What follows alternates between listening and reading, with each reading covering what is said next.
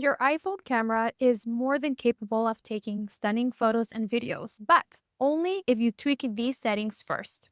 Hey, Gems, if you've ever taken a photo or a video and when you go back to see it, you think it's just fine, it's not your fault. Apple's default settings are designed to save storage space, not necessarily to give you the best quality. But don't worry, I got you covered. Today, I'm going to walk you through the best settings that I recommend making to get higher quality photos and videos. So let's dive in. The first thing we need to do is fix the quality of the photos and videos in your phone. Your iPhone is more than capable of shooting in high resolution, but we need to find the settings because by default, Apple sets it to lower quality to save space in your iPhone. If you want sharper, high quality video, and I know you might be saying, Ruby, I thought this was photography. It is, but you can actually take pictures or take screenshots of your videos. So, in order to get the best quality picture from the video, we need the video to be high quality. So, we're going to go into your camera settings and you're going to see record video.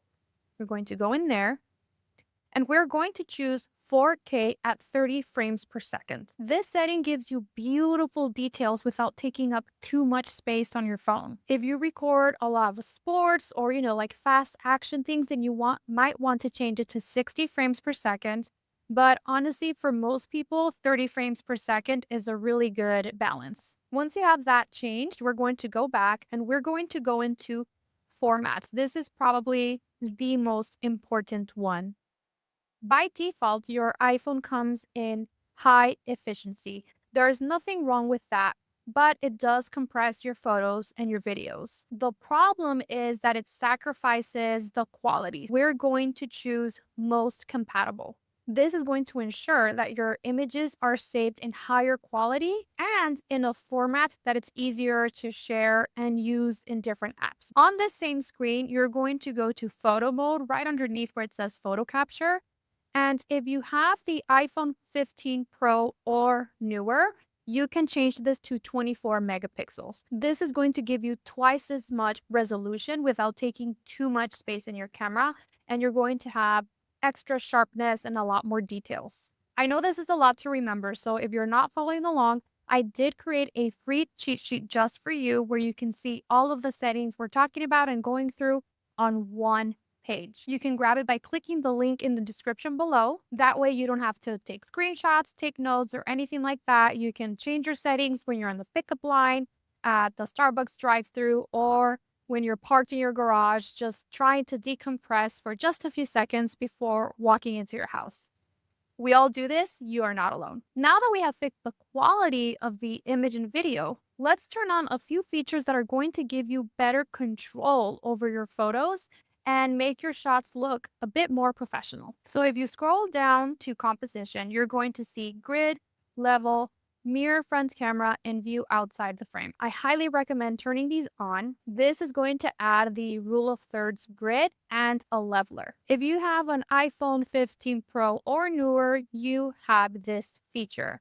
The newer iPhones let you change your default camera focal length. Let's go down here to where it says Fusion camera. We are going to turn on the 28 millimeter and the 35 millimeter. Instead of always shooting at 24 millimeters, you can get a bit more creative and choose either 28 or 35 millimeter.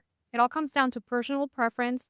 I have it set to 28 millimeter, and you're going to see a slight difference. If you love using portrait mode or using the ultra wide lens, these next settings are going to be a game changer for sure. I like to keep the portraits in photo mode on. The cool thing about portraits in photo mode is you can take a normal picture, and a lot of the times, depending on the image itself, you're going to be able to turn it into a portrait mode photo without having to hurry up and scroll over to the portrait mode and then the moment is just gone. So it's a good feature to have on. Turn on your lens correction. You can find this right below prioritize faster shooting. Turn it on, especially if you like using the 0.5 lens. Ultra wide shots are great. I think they're a great way of showcasing more of what it is you're trying to capture, but it often comes with one problem, which is distortion. This is a picture that my husband and I took when we were in Europe, and it was really crowded. So my sister-in-law was standing really close to us, and I told her to use the point 0.5 because, I wanted to capture the background. But as you can see, it distorted the bottom half of our body. We do not look like that in real life, I promise you. Turning the lens correction on is going to help not avoid it, but it's going to kind of crop it a little bit so that it's not as distorted. The last setting we're going to change, you're going to go back up to where it says preserve settings, which is right below formats. And you're going to scroll all the way down and you're going to turn on live photo. Live photo is one of my favorite features of the iPhone. I'm not going to get into too many details on this video, but I do have a video on live photo mode coming up. But trust me, you want to leave it on. And there you have it. These simple changes in your settings are going to make a huge difference in your iPhone photos and your videos. So go ahead and try them out and let me know which setting you feel made the biggest impact in your pictures. Go ahead and let me know in the comments below. And don't forget, I put all of these settings in a free iPhone camera setting cheat sheet that you can download right now. Just click the link in the description and you'll have all of these settings in one easy to follow PDF. Don't forget to subscribe for more quick and easy on the go iPhone photography tips. My next video is going to be about 5 mistakes you're making that are ruining your photos and, of course, how to fix them. I will see you there.